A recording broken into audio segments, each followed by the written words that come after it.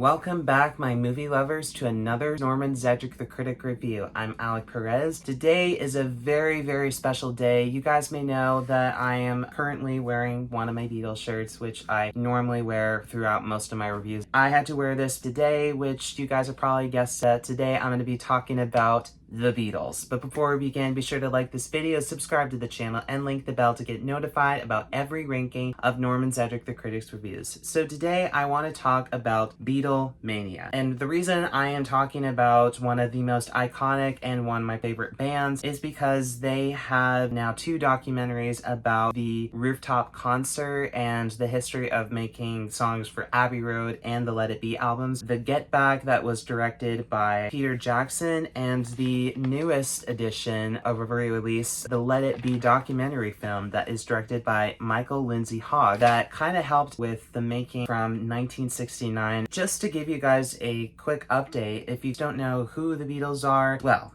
you came to the right place. We're gonna give you guys a little history on how the Beatles formed, where the four British men came to be and became so very iconic through decades, and how they became legends. The band started off with John Lennon. He formed four guys in 1957 that included Paul McCartney and John Lennon becoming really great friends together and formed the Quarrymen. They performed actually not in London, but in Germany. And a lot of the members were leaving, and Paul had a very talented friend, George Harrison, that was really great on a bass guitar, and he sang very beautifully. You can hear songs of him like Something, Here Comes the Sun, Savoy Truffle, all those songs. And they've changed the names several times, named them Johnny and the Moonbacks, the Silver Beatles, and John Lennon later renamed them the Beatles. And that's where it just became so very iconic. They were very popular in England, rose to fame when they performed on the Ed Sullivan Show on February 9th, 1964, singing very iconic songs like I Want to Hold Your Hand and She Loves You. It was mind-blowing, and that's where Beatlemania rose to fame. The whole screaming girl, you can see that through their film A Hard Day's Night with girls chasing them in that beginning scene. They released over 12 albums, became very successful. Not as much as the partnership throughout the years, as Ringo Starr was the first one to leave the band during the making of the White Album. He changed his mind and wanted to come back as the drummer and to also be part of the singing. George Harrison was the second to leave during the sessions from the Get Back and Let It Be documentary series. The reason why he left was during the session of the writing for Abbey Road and Let It Be albums, when he heard rumors that they wanted to replace him for Eric Clapton. That really made him so extremely upset. They confront him that you have to come back because we wanted to add some of your songs, and you can hear those songs from Something and Here Comes the Sun. He agreed, but he did not want to do a live concert. That's when they agreed and began their sessions again. Shortly afterwards, after the Abbey Road album was released, John Lennon had an announcement. So John Lennon was the fourth person to leave. He was promoting his solo career through an Eric Clapton concert. He was famously married to a Chinese singer, Yoko Ono, and they became a very strange couple, but they were madly in love with each other. He wanted to promote his solo career with wife Yoko Ono and left the band. That is when Paul McCartney confesses that he was leaving the band as well. So it was very sad that the Beatles were disbanding the band. Very sad, as John Lennon was assassinated on December 8th of 1980. Then George Harrison died from lung cancer on November 29th of 2001. Paul McCartney and Ringo Starr are alive to this day and still writing music, performing many concerts. But yeah, that is the history of the Beatles. So my next segment, I want to go over and talk about my favorite albums by them and then my least favorite albums by them. But really, in general, I love all their albums. So stick around and let's talk about the albums, and then we'll get into the docuseries after that segment. Alright, so I have 12 albums by the Beatles. So coming in at number 12, I have The Yellow Submarine. This album is not really an album. I'm just going to point that out because it's songs that were in the movie of the 1969 film Yellow Submarine. It has songs from the Revolver album to the Magical Mystery Tour album, and also Sgt. Pepper's Lonely Hearts Club Band album. I wouldn't really consider this being a album, which is why it's at a number 12. It's not really a album. It's got some good songs. Their most popular one is called Hey Bulldog. Moving on to number 11, we have Beatles for Sale. So I actually never heard of this album, which is why I put this at a number 11. They don't really promote this album. One of those albums that not very recognizable, and it's got some good songs for what I know, which is why that is at a number 11. And at number 10, we have A Hard Day's Night. Hard Day's Night is a very good album, but I wouldn't say this is one of the best albums they've created, because most of the songs that are written and sung by are really Paul and John. George and Ringo were the players playing the instruments. They got some really great songs, and like A Hard Day's Night was one of my all-time favorite songs. Putting all that together, I put that at a number 10. Moving on to number 9, we have the Please Please Me album. This was the very first album that they released. It was released in 1963. It became very successful, as you have the hit song Twist and Shout. It reminds me of 50s era in a way. They're moving in from the 50s going into the 60s, which is why that is at a number 9. Moving into number 8, we have the Let It Be album. I'm not saying it's a terrible album. I'm just saying this is really an album that they wrote from 1969 and decided to put into this album to promote the Let It Be documentary. I believe was released in 1970. Took it down and refurbished it yesterday. But it's got some really great songs. Let It Be was the very first song that I knew from this album. Across the Universe is one of my all-time favorite songs that John Lennon wrote. For You Blue, that was from George Harrison, was also my favorite. I think my all-time favorite in that album was the one 909 in The Long and Winding Road. I wouldn't say it's my favorite, and which is why this is at a number 8. At number 7, we have Abbey Road. The very iconic Abbey Road crossroad picture became the most very famous picture in the history of the world. I grew up with this album. Here Comes the Sun was the first song that I've ever heard from the Beatles, which is why I really like George Harrison a lot. And then I started venturing off and listening to a lot of their songs, and I came to this song called Something that was sung by George Harrison, and it was one of the most beautiful love songs I've ever heard sung by this artist, which is why to this day George Harrison is still one of my all-time favorite artists from the Beatles. And you're probably asking, why is this at number 7? They have some really other great albums that I want to talk about in this trilogy of albums. So this is at a number 7. It's still great, but not as great as these next albums that I'm going to be talking about. Going into number 6, I have the Help album. This album was sensational. You get really great songs. It was to promote their movie Help, but it's one of the greatest albums, I think, personally, with great hits like Yesterday, You're Going to Lose That Girl, Help.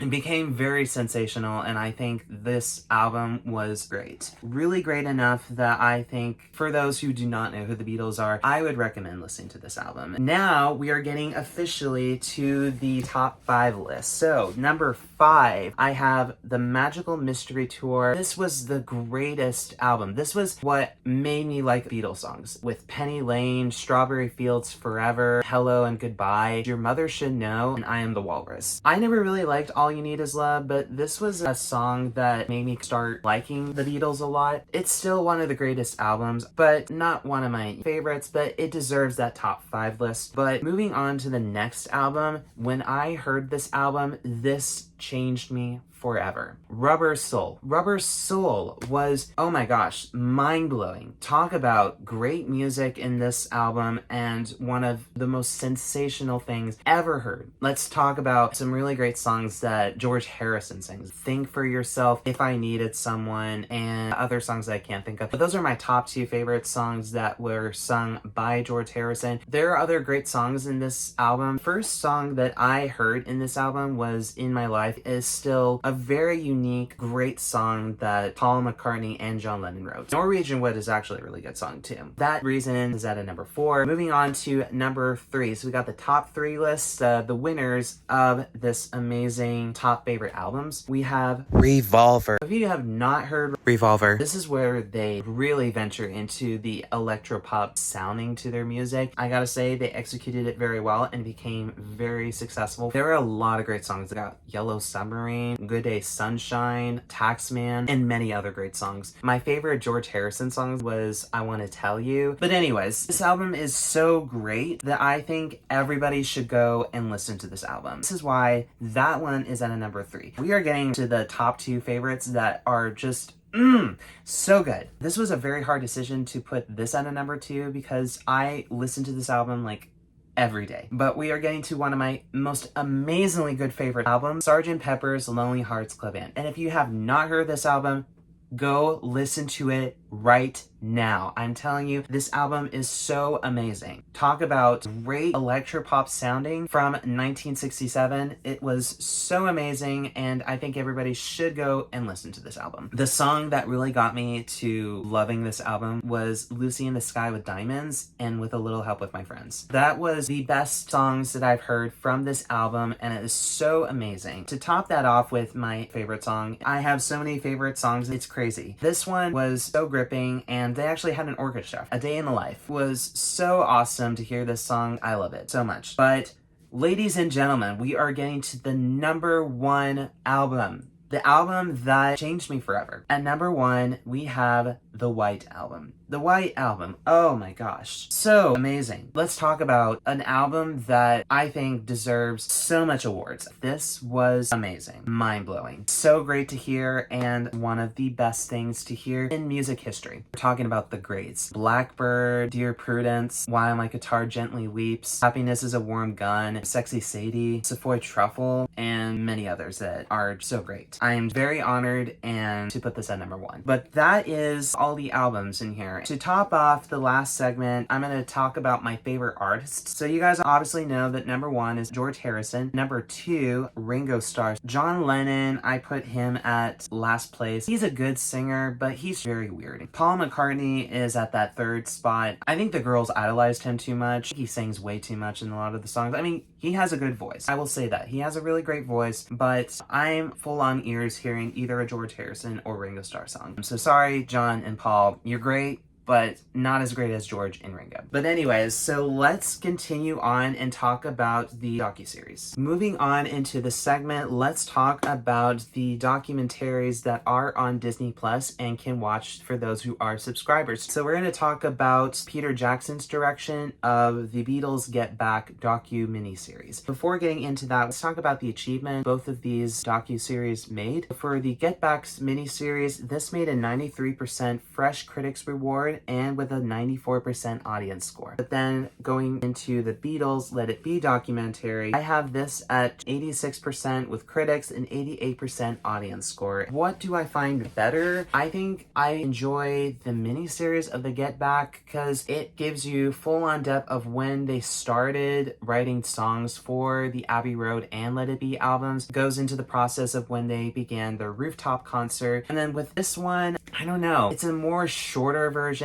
of what the 1970s film would have looked like, refurbished. That right there is okay. It's a new director, Michael Lindsay Hogg, who actually worked alongside with them while recording the actual documentary. They initially wanted to make this a film, but they had some breakups around that time when George Harrison left, and then he decided to come back when we want to add some of your songs in it. They just decided, okay, we're just going to make this a documentary. If I really had to choose which one was better, I think the Get Back one is much better with Peter Jackson's direction, as they brought all of that footage into the docuseries. A lot of footage, I gotta say. They were just full into depth of that docuseries. With the documentary, we just get glimpses of singers singing the songs and then performing on the rooftop. Like, they don't go fully into depth of like what really happened around that time. It's like, you know, what the heck? Why are they performing on the rooftop of the streets of London? And then with the police coming into Abbey Road Studios and then telling them, hey, you need to shut up. You're disrupting businesses. And so I really liked the Get Back miniseries because they go fully into depth of the days of them performing that day when George Harrison left, and then trying to get him back and performing more, and then scheduling how they were going to do this rooftop rooftop concert and to record the live stream into the Let It Be album. And yeah, that's basically it. We just really talked about a lot about the Beatles. What do I think about this band? Will I still listen to them to this day? Heck yeah.